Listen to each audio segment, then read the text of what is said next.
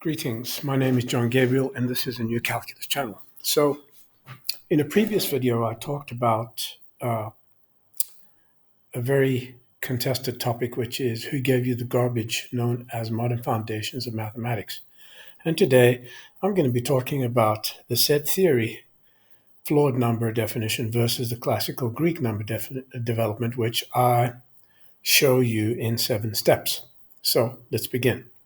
Now, on a brand new article, I have done a comparison of the two, and it's a free article which you'll be able to get on Academia at this link, which will appear in the details section.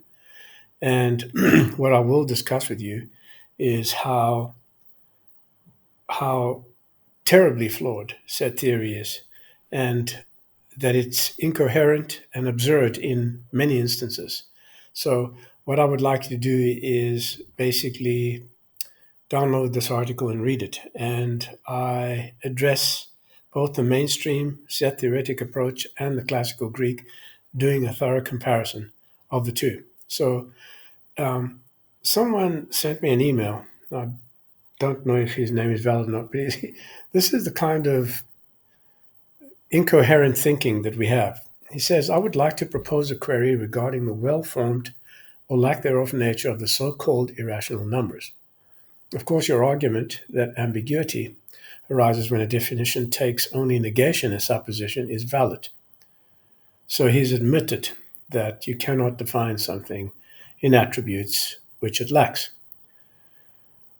I shall summon 2 notes of interest. Seems like maybe he got an AI to write this for him. I don't know. One could define the rationals as non-rational reals. Can you believe it? So he's just admitted that you can't do it, and he says one could define the rationals and non-rational reals if they define the reals using a well-defined order. Well, first of all, there isn't a well-defined order, because to have a well-defined set, you need a least element, and the real numbers have no least element. Okay.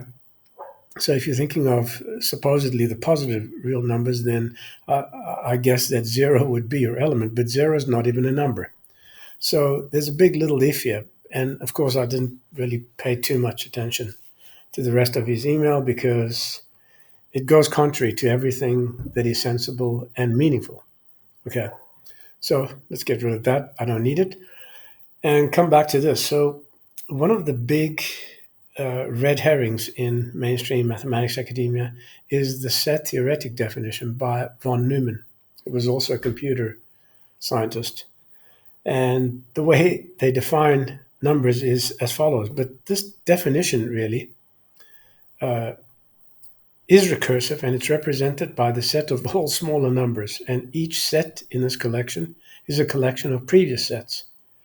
Okay, with the empty set representing 0 and subsequent sets containing earlier sets as their elements. Now, any individual with a modicum of intelligence will quickly identify the numerous flaws in this argument or in this approach. And the only clear conclusion from this definition is that these set numbers can be reconciled by assuming the concept of counting numbers. So the idea that 0 is an empty set and 1 is a set containing the empty set is inherently flawed. And this is absurd because nothing, the empty set, cannot be something that can contain or be contained. It defies basic logic principles of existence and containment in terms of well-formedness. So